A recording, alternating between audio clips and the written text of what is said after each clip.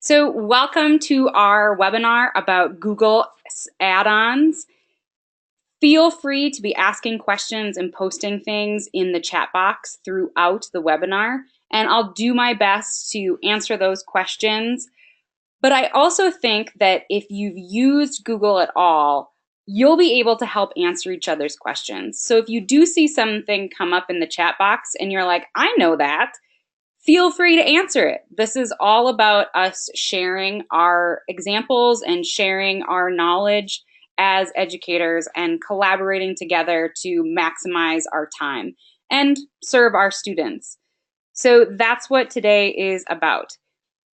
Many of you, or a few of you, are logged into Pear Deck.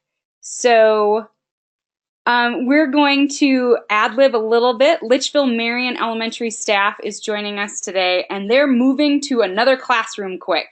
So I'm going to vamp just a little bit and get you starting to think about what we're going to do today. So on your screen, you can see the joinpd.com. Pear Deck is a super cool free add-on for Google Slides. So go ahead and join at joinpd.com. That slide deck will be an interactive experience for you as a student. So I want to show you how that works. I think it's about the coolest thing I've discovered with Google, but I'm pretty nerdy. And then the other thing that I want you to be thinking about, and you'll have an opportunity to share it in the slide deck or in the chat box, what do you want to get out of today? I don't want to cover a whole bunch of basics in Google if you know everything, but I also don't want to go too fast if there are some things that you don't know. So please, please, please interrupt me if I'm going too quickly. Make me repeat myself if you missed something. And if there's something that is too basic and I'm talking about it, throw me a chat that says, yeah, we already know that. Or if I'm jumping to conclusions that you know how to do something and you're not sure what I'm talking about, please, please, please say something or throw it in the chat box so that I can slow down. Today is all about this being helpful to you. So make sure, my challenge to you as teachers who are generally very giving and generous, today make sure that you take something. Make me give you something that you can use in your classroom. So we're going to jump ahead now, and I'm going to turn off my camera. I'll come back in a little while, but I don't know that you want to see my hands doing this the whole time, and that's what you're going to see a lot of if I don't turn my camera off. So I'm going to jump over into our Pear Deck. We've got 5 students in, 6 students have joined.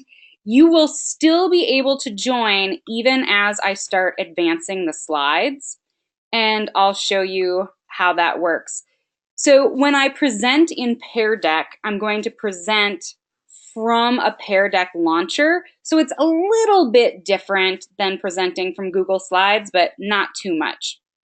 What you will notice as a student is as I advance to my first slide, you should, as a student, now see my slide on your device. So welcome to Google Go Tos. My name's Darcy Bakigard. I'm a former high school English and theater teacher. I have just over 10 years experience in the classroom. And this last June, I transitioned to a job. I'm a teacher ambassador, and I work at Prairie Public for a grant. And the basic description of my job is to support teachers in rural communities. So I think I have about the coolest job possible now. I do miss teenagers, but I'm enjoying to do this different work. So in my quest to support teachers, today is only valuable if it's valuable to you. So as I've said before, make sure you're throwing up some questions in the chat, and you'll have an opportunity to in our Pear Deck. If you are joining and the Pear Deck class code is down in the lower right-hand corner. So if anyone does want to jump into Pear Deck and experience this, it's joinpd.com, and then our class code will remain down there in the lower right-hand corner. So here's our first interactive slide. Those of you who are logged into Pear Deck, you should have a little red dot on your screen. I want you to move that dot to the face that best matches your experience. And you can see, if you can see down here at the bottom, I have 4 responses. I can project my student responses. And now, oh, I apologize. Now you should be able to move your dots. The rest of you should be able to see in real time how people are responding. So if you are with a buddy, take a moment to talk about how could you use this. This draggable feature in Pear Deck, I added the Lego faces. The Google slide deck automatically, the Pear Deck, adds a thumbs up and a thumbs down scale. But you can add all kinds of things and gauge how your students are feeling, right? So we're doing a very quick formative assessment now that most people are a bit scared of having to use this. A couple people are happy at it. Maybe one person is, I love that. If you're ecstatic, I think you can probably hear this. I'm a pretty dorky person who gets very excited about doing things in my classroom. So I was one of those annoying teachers who loved curriculum writing, and I enjoy talking about different tech for the classroom. So hopefully by the end of this, some of you who are scared and skeptical will feel a little bit more confident, and we can move you into that happy, even hopefully the ecstatic category. So you saw that as students, that you could see where people were moving around. Now I, as a teacher, kind of have a sense of how you're feeling about our class topic of today. So here is what I have set on the agenda. Here's what I'm thinking about that could be helpful, is to give you some ideas on different ways to use Google Slides. I really love Google Slides and have been using Google Slides for more and more things in my classroom, but also in my new job. But I also have some quick tips for Google Docs that I'm going to show you just to make sure you know how to do these simple things. And I'm happy to talk about sites and forms as well. So this is kind of what I'm planning. This is my trajectory to spend most of this session talking about ideas of different ways to use these. But if you want more of how to use these, like more of the mechanics, make sure to let me know. And you're going to do that here on this slide. We've got about 45 minutes. So what do you want to know? Those of you who are in Pear Deck, you should see now that you can draw in these boxes. At the bottom, there is an option for you to type. And once you type text, just drag it into one of the 2 boxes and let it go. But it will repeat that response over and over again. So once you've typed something in that lower text box, you can just drag it onto the slide. If you aren't in Pear Deck, please throw something into the chat box of what would you like to talk about in this session.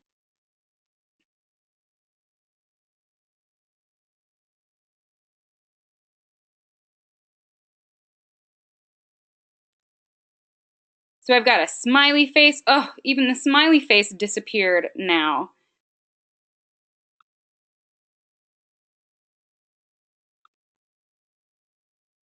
And this is always awesome when things aren't working the way you want them to, because it says I have 3 responses and I can't see them.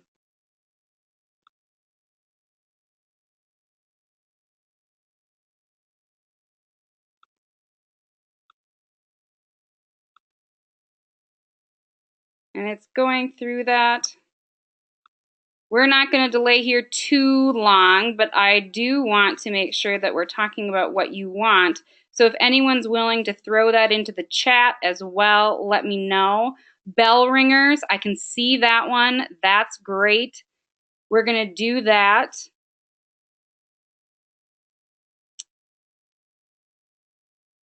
So this is another one of the options in Pear Deck that is much more of a student response slide, so an open-ended question.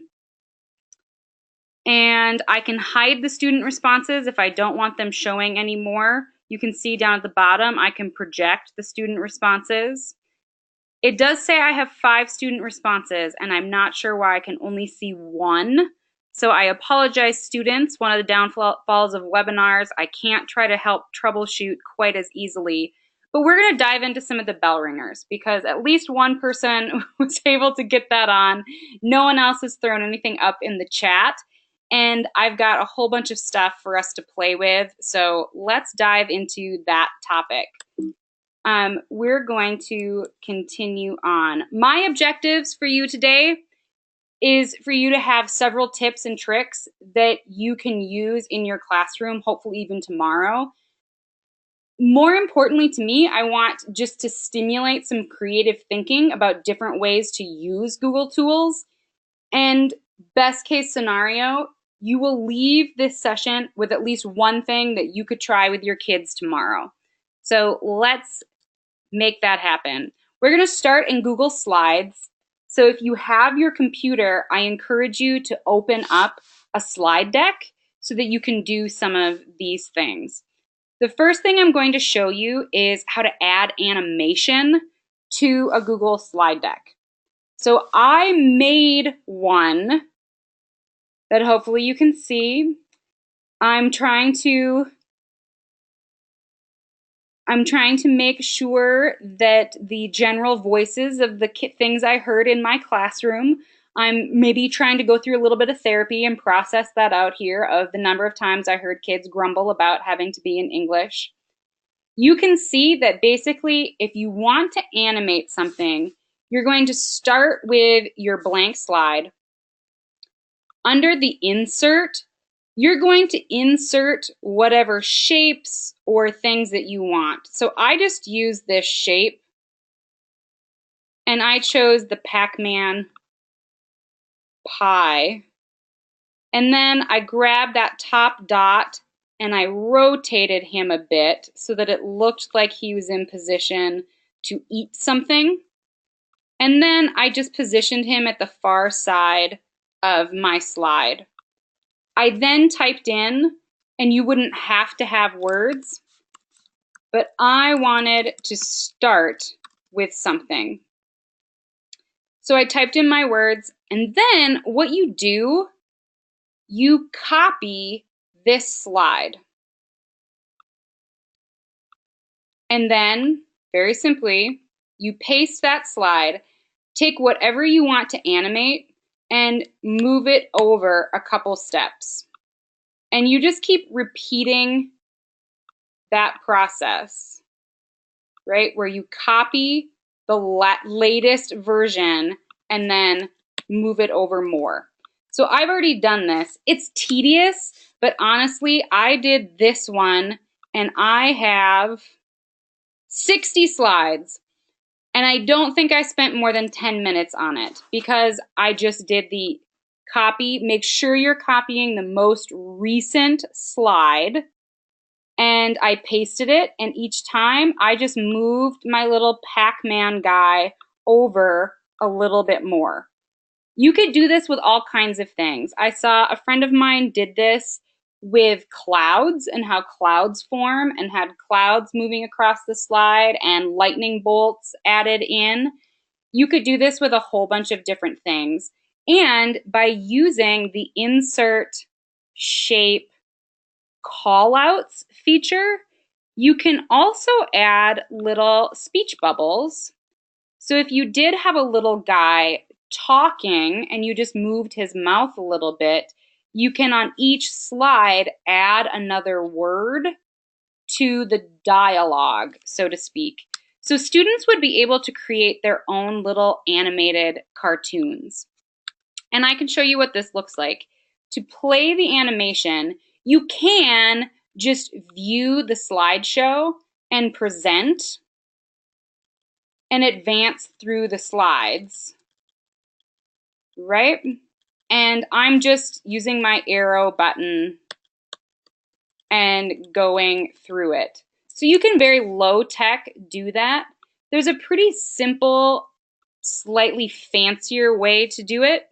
If you go under File, Publish to the Web, when you publish it, you can take this link and you put it in its own web browser.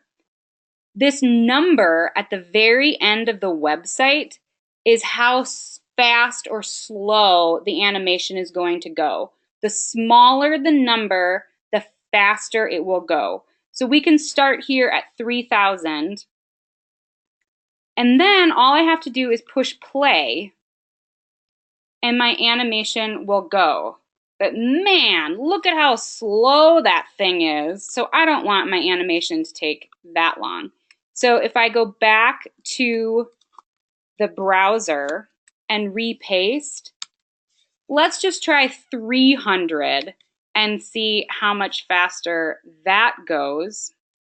Now my animation just plays by itself. You can see I had a little glitch in there. Like I said, I did not take much time to do this, but I just wanted to play with this animation idea. So my animation's not perfect by any means. Personally, I think that's okay, that if students were going to do something like this, the point is not for it to be perfect, but for them to share what they know in a slightly more fun way. So I wouldn't do this animation option every time I wanted to do something, but I think it's an interesting little bell ringer of if you have the kids draw a little stick figure in their slide deck and then have them summarize their main takeaway from yesterday's lesson, or have them create two little stick figures of two main characters from history or from a story and have them talk to each other and have little text boxes. In part, I like this as an assignment because it's also helping teach kids how to navigate in Google Slides. And I know that sounds maybe somewhat silly, but helping them get used to how to insert things, helping them get used to some of the Control or Open Apple commands of highlighting and then copying and pasting, and getting used to some of those desktop commands and just being able to navigate quickly and smoothly. So for me personally, if I was doing something like this, part of my willingness to use the time to do this would be that so students are more comfortable just using Google Slides and getting used to that. But you can see the little animation feature is somewhat mildly amusing, I guess, to me. So that's one way to add animation. Like I said, you can just view it and click through it with the keyboard, or you can publish to the web and then adjust how quickly or slowly it progresses with that number at the end of the animation. We're going to jump over to some bell ringers. So back in my slide deck, I have a website link. So those of you who are in Pear Deck, you should right now be seeing my bell ringer site. And I know you can, because look at all these people who are in it. But for those of you who aren't in it, I'm going to add this into our chat as well so that everyone has access to this document. And up here, I have just a few different ideas of how to use Google Slides as some nice bell ringer activities. So one idea that I love is do a photo find.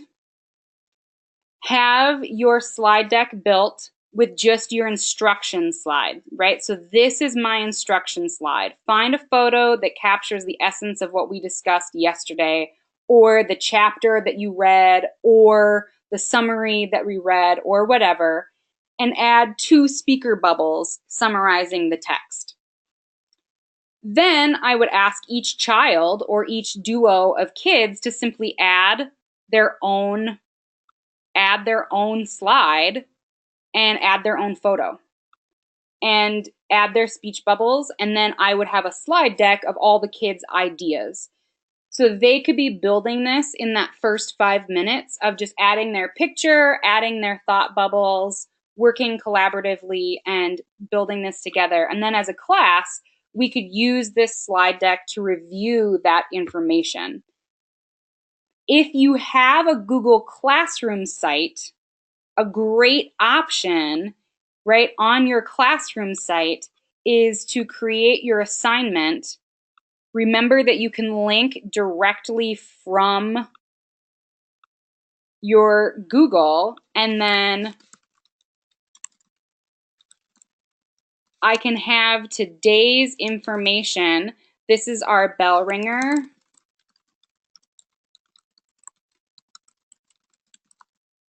And then I can give their assignments.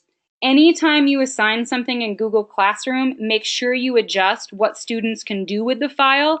In this case, I want the students to be able to edit the file. This activity will only work if I give them all editing permission. So once I assign that, students can find our bell ringer activity right here at the top of the assignment on my Google Classroom. They don't need to worry about having links or things like that. They just open up my slide deck and then they're ready to go.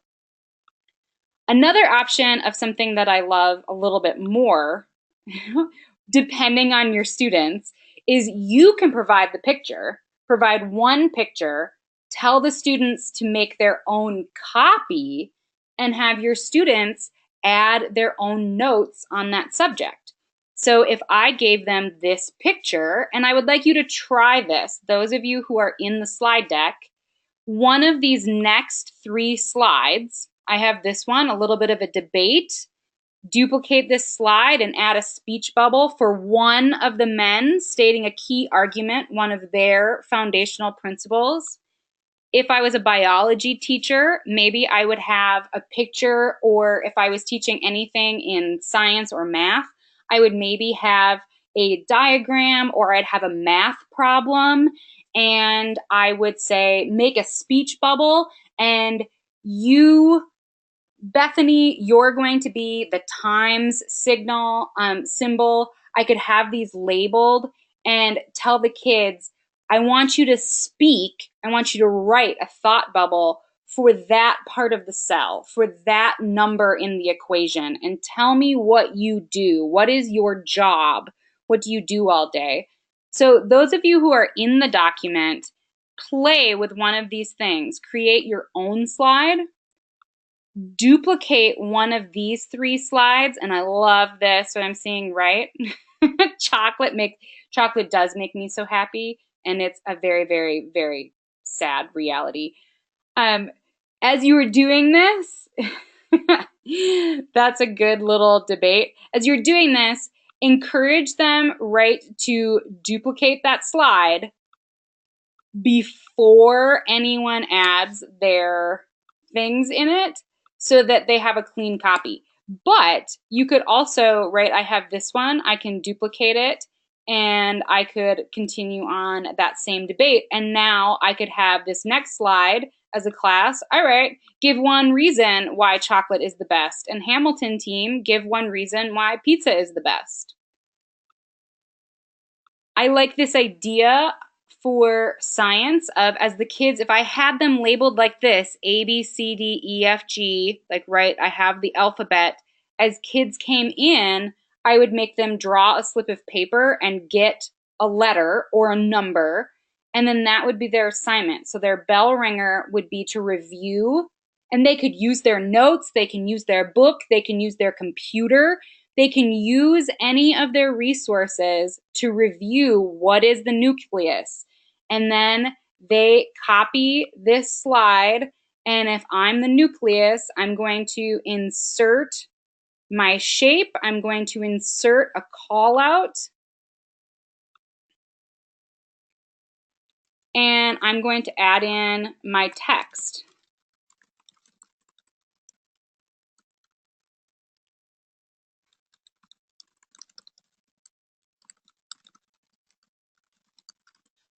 And students will be able to spell scientific words better than I will, and so we'll all be good. And then you have this slide deck that the kids all have access to that now is a total review slide deck that you have all of the parts of the cell or all of the parts of the math equation or all of the parts of this historical text have their own slide, and the kids have annotated in it and shared their example. So you have a bell ringer that can also then extend right into the lesson of what they're doing.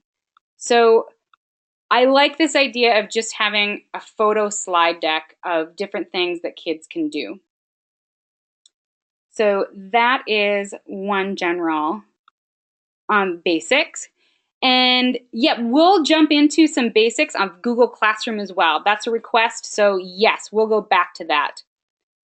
In the bell ringer, many of you maybe already do this, but same thing, you could have a slide deck that's already created, and it's a 3-2-1 slide deck.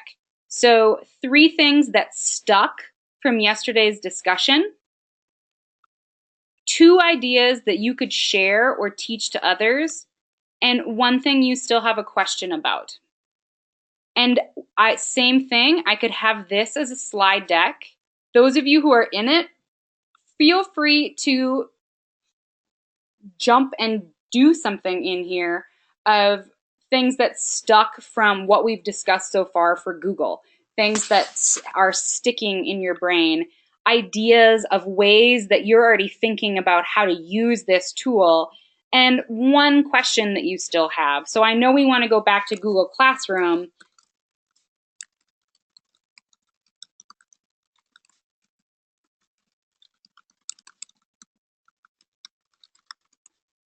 So you could have this slide deck for your students. They can be adding things to it. Remember, you will be able to, if you are in your classroom, these icons shouldn't be the anonymous badger. You will be able to look and see who did what, and I can show you how to do that. I was going to let this one person at least add in there. If you did this anonymously, or if you did it so that the students were typing, but really the other kids probably aren't going to be able to see, if you go under File, Version History, and see the version history, it will show you who added what, when. And again, if these are kids who are linked from your Google Classroom, it will have their names here. So I can click on what people have added to this slide deck and look through at what they added when. So you would be able to, even in this relatively safe, anonymous version, see which kids added which comments so that you could follow up with them. But hopefully this would just be a little quick review. And the 3-2-1 is a format that you could do. You could change three facts about the US government, 2 famous historical figures, no duplicates, 1 thing that you wish you could change about US foundational texts. So you could modify the 3-2-1, but if you started this as a class format, a 3-2-1 using the slide deck, you could change the little prompts from time to time and have the kids add in. And again, then you have 1 slide deck. It's a nice little formative assessment. Another one is this thing called Book Snaps, and this title is a link to this Twitter user's ideas about book snaps, but I made one here to demo. The general idea is that kids take a photo of a page. So it could be a page from their own notebook. It could be a page from a textbook. I did a screenshot from Macbeth, from an online version of Macbeth.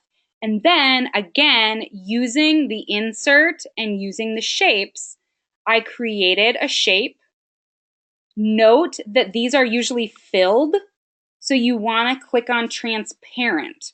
So when I do the tool, when I do the insert shape and I do the circle shape, when I use the circle, it's going to be a filled in circle.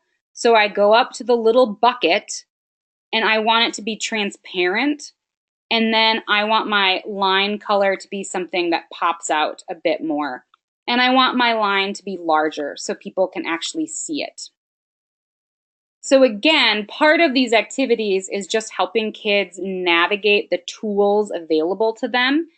And then I inserted a shape. I just grabbed one of the arrows and I made my arrow. So now I'm annotating this little text.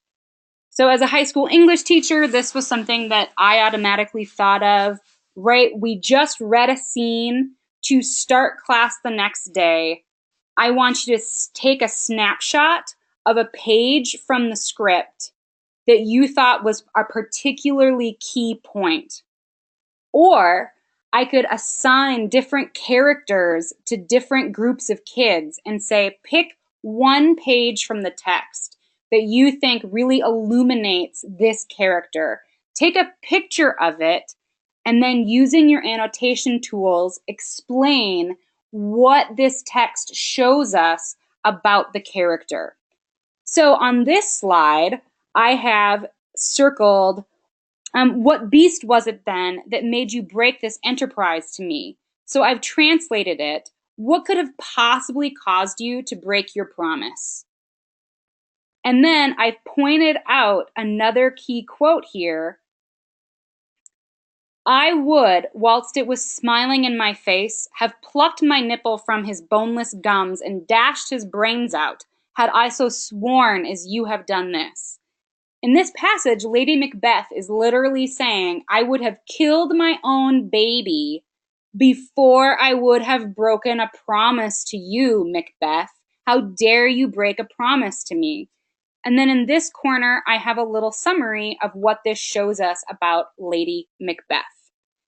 So if you're doing a passage from history, they could easily snap a picture from their textbook, from any of their independent reading books, from any novels. And yes, Lady Macbeth is super scary. I always love talking about Lady Macbeth to teenagers because they're like, whoa, she is unhinged. And she is. She is. But it's lovely to see how that is described. But what a great way for the kids in the class then, we could do little mini character analyses, take a photo, either with a screenshot with your device or with your phone, and then add that to our slide deck, add some annotations, and boom, again, I've got a slide deck of different character analyses points. I have a slide deck of annotations of key ideas from the chapter. I've got a slide deck where they're using the physical text and adding some things. And certainly I could have made them add a picture or add some other graphics to dazzle this up a little bit. One way that I use slide decks just in general was I would assign micro research topics to students about things that we were doing. We would have one class slide deck, and then each student had to add their own slide to the deck with their information in it. So it's a great way to jigsaw information. I did this in English with the things they carried. We were reading about Vietnam. And so I had a variety of topics. Before we started reading the text, I knew that the students would not understand some aspects of the story if they didn't have some things fleshed out. So we did micro research projects where they had to bring information to the discussion, and we did it in slides. So each student produced one slide. They could not have more than one slide. I required them to put the topic or a header, at least one image that helped explain their topic, and then 3 bullet points of information. So what is the DMZ? Things like that. Where is Saigon? And they would have to explain different things like that. And then because I was high school English, they had to include proper parenthetical citation on their slide so that each slide was properly referenced and so that kids could go and find those sources. So it's also a very simple way to review some citation guidelines. This next bell ringer activity, the making the meme, is from Alice Keeler. And so this template is from her, and you can copy this. But basically what she has is a little place for you to put a picture, to put your name, and to describe the meme that you made. So again, whatever topic you're teaching, from art to literature to history to science to math, you could have a meme about addition. You can have the kids do a meme about cell biology and have them play with this, but it also makes them describe it and explain what was going on. So I did one. I'm clearly in a little bit of a Shakespeare nostalgia stage. I'm not teaching Shakespeare this year, but apparently it's heavily on my brain. So I have a picture of Romeo after he meets Juliet, and he just says, "A girl likes me." I'm not very into memes, and so I'm a horrible person to have a meme example, but I have this basic little thing about why he's so happy, and that kind of makes him crazy because he literally just met this girl and then wants to marry her the next day. So this is the meme template of what she wants. So you could make the students find a meme or create their own.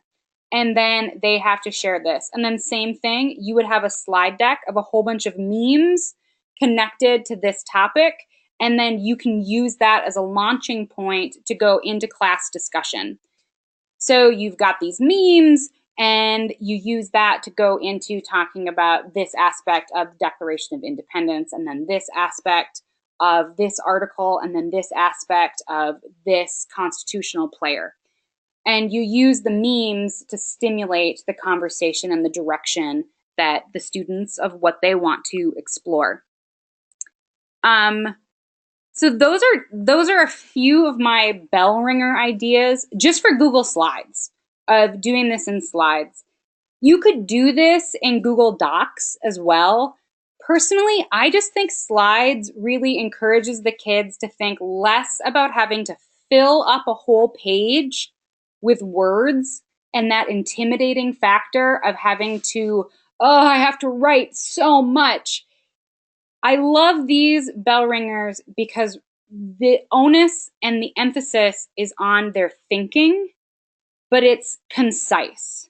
So yes, I want you to add in a key thought from Jefferson or Hamilton, but I'm not making them do a big, long writing assignment. I'm still enhancing and using writing for them to share what they know, but I'm not expecting them to do a gazillion big, long things.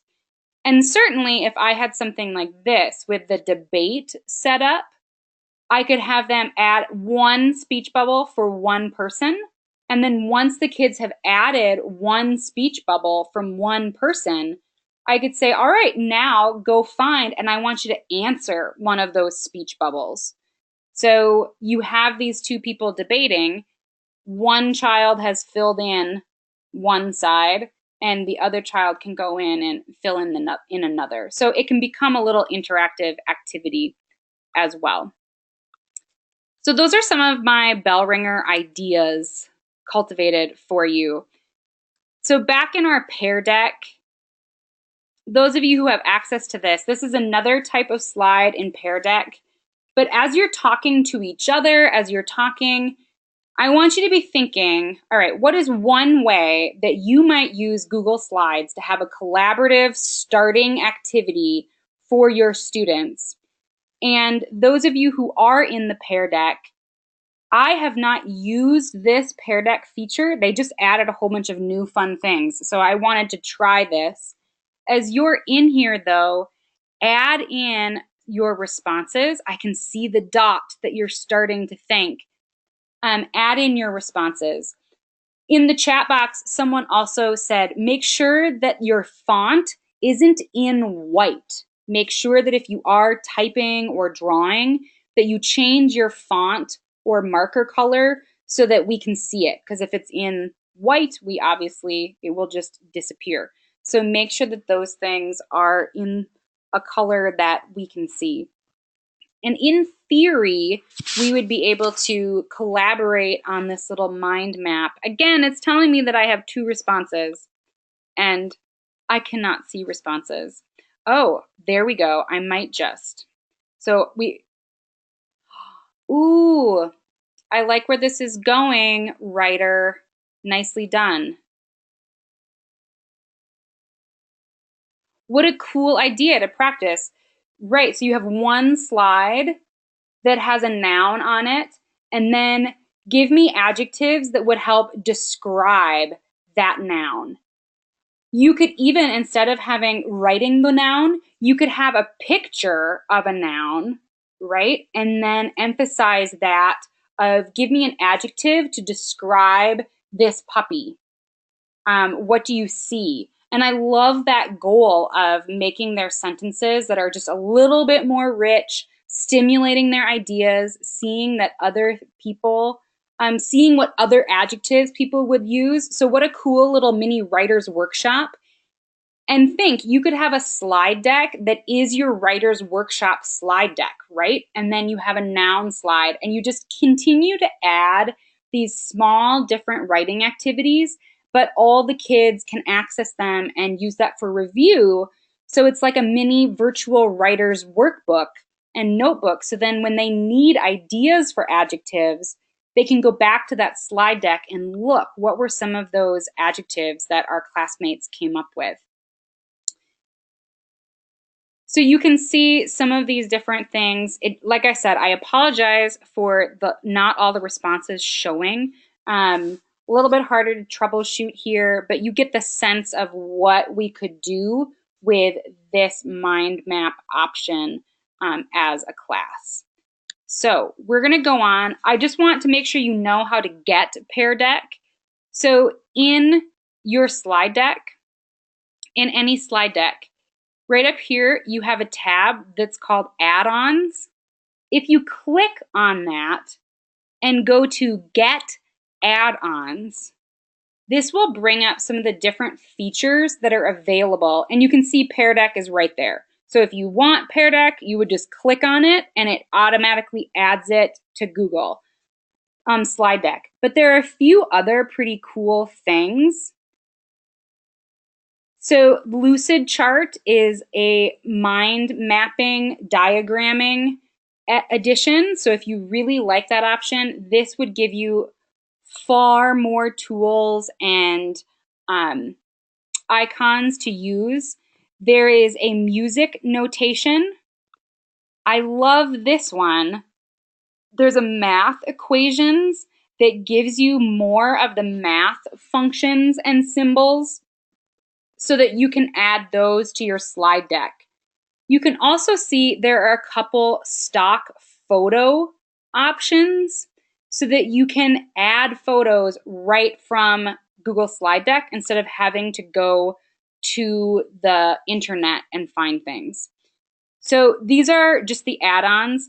Once you've added it on, once I have my add-on, if I want to do things with Pear Deck, I just open the Pear Deck add-on and then this menu comes up at the side. They've just changed this.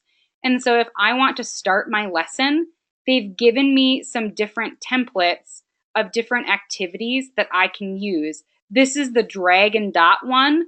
like I said, it starts with this drag and slide option with the thumbs up and thumbs down. And then all I did, so you can see it starts with this. All I did, I just deleted that photo because I didn't want the thumbs up, thumbs down. I just went to upload an image from my computer, and you could do it from your Google Drive or from a URL, but I had this one in my photos, and I have a Lego head photo, and so I just selected the photo that I wanted, and then I sized it. And then that's what you did the drag and drop on. So if you like the thumbs up, thumbs down, great. But you could use almost anything here. You can also do things with maps and different activities. So if you're doing a review lesson, they have this option. It's a drawing slide, but you could do the same thing, have a map, and then you ask the question, all right, where is X? And then students have to move their dot to where they think that location is. And remember, when I'm in the Pear Deck presentation, I had that option to hide student responses. I can just keep the student responses hidden until everyone's done so that they're not seeing where other people are putting their dots, and then show the student responses, and then we go from there. And again, it's anonymous. No one has to know where the confusion was, but you can get a sense of if they know where something is. This is also where I have been adding a website. So if I wanted a web address linked specifically to this slide, I literally just paste it here.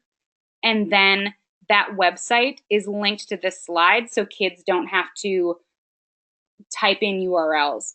So that's how I shared our bell ringer deck with you today. But you could also do that on Google Classrooms, and we'll transition over to there. And then, when I wanted to present in Pear Deck, I literally just hit this present with Pear Deck button, and that's how it launched and converted into Pear Deck. It takes a couple minutes to launch to Pear Deck, so keep that in mind as you're going through. But that's what you're going to do, and you can get some beautiful images, like I said, some different notations, and some different things. So what do we want to talk about next? We have one request to go over and jump into some Google Classroom tips and how-tos. So if there's anything else, hopefully you got some ideas from the bell ringers on slides.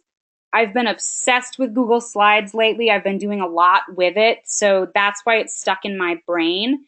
But we can do some other basics in Google Classroom, in Google in Forms, or in Google Sites, I think are the big ones. So if you have something else that you would like to talk about next, throw that up in the chat box, and we'll go to that.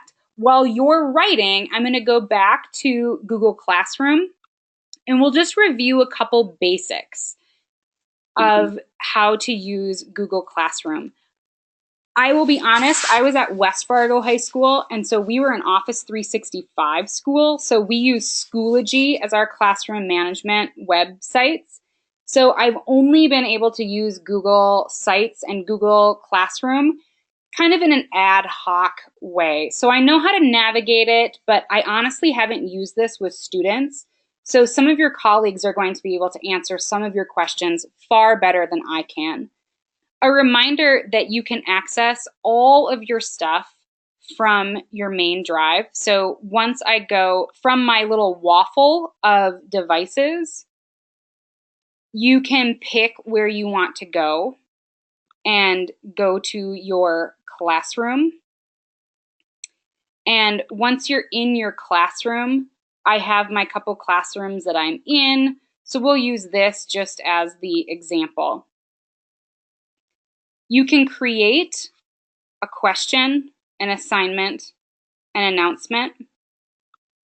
The biggest thing, the one that I've used the most is the assignment. One thing that I love, you can choose which students you want to have this assignment. So if you're differentiating in a lesson and you have two versions of something, you have a slightly harder quiz or a slightly harder activity, you can post, and when the kids go to their Google Classroom page and see their assignment, they will only see the assignment that you want them to have.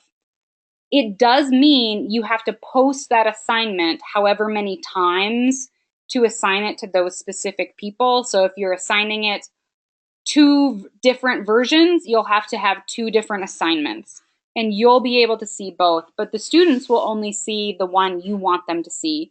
This is a great version, a great option too for extra credit work, so that if you have students who are ready for extra credit work or need something to like that extra enhancement of like that next step, you can assign that to them while other kids are working on a different assignment or on the first assignment.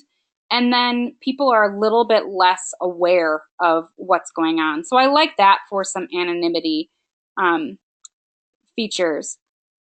You can link documents. You can add in YouTube videos. So this is a great way if you do want to do a little bit of flipped classroom, or if there was a video that you used in class and you want students who are sick, on vacation, at a sporting activity, you want them to have access to the same video and be able to do their homework, you can add that video right here.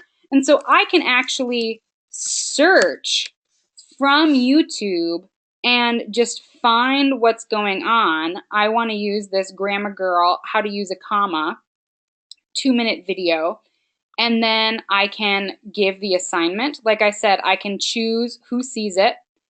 I can have this, and I can then add in a Google Doc, right? And say, I need you to add your version of this. Whenever you add a document or a slide deck, you want to pay attention here. It's going to default to students can view the file, but that means they can only view it, so that's not particularly helpful. You have a couple options. Students can edit the file, so for those bell ringer activities, if I want student collaboration, I want them to be able to edit this. Probably what you're going to do the most often is make a copy for each student. This is awesome because you don't have to make paper copies. You do a make a copy for each student, and then when the student opens the assignment, this worksheet is a fresh copy for each and every student. So no one's editing on each other's homework. No one's editing on your master copy, which has happened to me in sharing documents with students before. But every kid gets their own version. And then you can do your due date if you want one. The topics would be if you've created some class topics. So for me as an English teacher, right, I might have, or any of us, right, we have different units.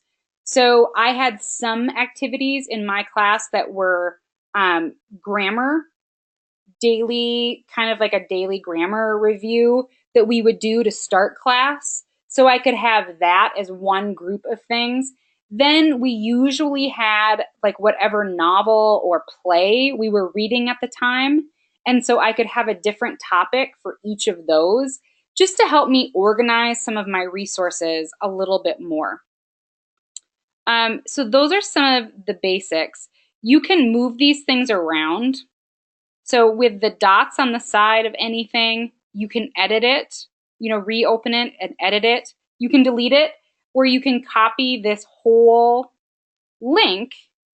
And now if you were using Remind or you were using some other class website, you could email that link out to your class. This also allows you to move things to the top. So if I want this item back at the top, I can just move those around. This will tell you your students done. I don't have any students in this class, unfortunately. So you're seeing the zeros, but you can click on this and it will take you to setting up your point value for your assignments. So you can set it up at however many points, or it can be an ungraded assignment. Then you can sort by how they're in here, and you can decide who to return things to. Once you have students and you'll click on them, you can hit return, and that will return the assignment to the students. And here's where I have my instruction slide. So that was just by creating an assignment. The main things to know, if you want to do anything, you start with the plus button. An announcement is just that. It's just going to be an announcement. A couple key features that you'll want to make sure that you're doing in your settings. You can control who can post things to your class. And what you receive. So you want to make sure that some of these things are either on or off depending on how you want it. This is also one that your students might be interested in. If you are a school that's using Google Classroom, anytime a teacher posts something in their Google Classroom, kids get an email saying so-and-so teacher has added something to Google Classroom. I've talked to students who find that very annoying. They don't want all of those emails. So if you go under the 3 bars is your setting option, this email, receive email notifications. If students turn that off, they won't receive notifications from Classroom anymore. It does mean they won't receive any notifications. Otherwise, they can manage what kind of notifications they want to receive. Do they want to receive notification of work and other posts from the teacher, of returned work, due date reminders? They can turn any of these things off and on. So if you are at a school where kids are getting a ton of things, you can help them. You click on the little and go down to settings. You click on the 3 lines and go to settings, and you can edit how many emails you're receiving in that general little tab. The other nice thing is it will tell you, this is kind of nice, kind of annoying, it will give you a to-do list. So as students turn assignments in under the classes that you're teaching, you'll have a to-do list, and anything that a student has turned in will show up on your to-do list. And then you can click on that and it will take you to the completed assignments. And it will show you these are the ones you still have to grade, and it will archive those that you're done with. So it's pretty handy. I can show you a different Google Classroom. I can show you a different classroom that has a little bit more in it, that has that option of an assignment that I've done. So under my to-dos, I have to review. I have things that I have my projects to review. I have 6 returned assignments here, and you can see my students here. And so I can add a grade. These are the students that I returned the assignment to. They were all great projects. These were teachers who did a credit, a professional development credit. But you can see they have their information, and it tells me what I've done. It has the whole class instruction of what they need to do. What else would you like to know about Google Classroom? Those are some of the main features that I use. In this version, you can see my topics as well. I have just some general contact information. I have different topics, so using social media, some different teaching tools, and then some tech tips. So I could organize this by unit to help out my class. All right. I have in the slide deck, I know we're at time now, so I'm just going to briefly go through these last things. If you're in the Pear deck, I have some other resources. I highly recommend the Google Teacher Tribe podcast. This is one of the podcasts that I listen to while I'm driving so that I get up-to-date information about things that are happening in Google. So a lot of my ideas that I'm getting them from this amazing podcast. So it's made by teachers, specifically for teachers. So check out the Google Teacher Tribe podcast. Here's a link to that meme template for the bell ringers. You can go to that woman's, to Alice Keeler's website, and check out what she's working on. Matt Miller from Ditch That Textbook has a whole blog about how to add animation. And that's how I learned how to do the animation. If you need more instruction, this is a nice follow-up for that. And then this is from shakeuplearning.com. She has 50 awesome apps that integrate with Google. So if you want more tips of things that integrate with Google and your Google Suite, you can go here. And this is something that you can use. All right, so as we get closing, I know we're at time. I'm happy to stay on for a little bit longer and answer questions. But as you're ending, even if you don't add something to the slide, I encourage you to think about this question. Those of you who are with a buddy, talk about this. What was something that was hopefully helpful today? And what is one thing that you're going to try within 1 week? Like, what is one new thing that you're going to try to introduce to your students? Those of you who are in, I would love some feedback of how to help make this and other presentations just better, more user-friendly. I know I got too excited. I shouldn't say we. I got too excited about all of these different ideas for slide deck activities. So that was the main focus of what we did today. Please remember, I am funded by a lovely grant here in North Dakota. So if you need more time, I am happy to schedule a specific session with you and your school to talk about your needs specifically, either in person or via a live video conference where it can just be me and you or me and your staff. So please feel free to reach out for that. If you are in the Pear deck, I would love to hear your feedback. I've also posted the link to this in our chat box of if today's session was helpful. I will stay on for a little while here, but I want to thank you all for attending and let me know how else I can help make you more efficient and help you power up so that Google is more effective for you and your students.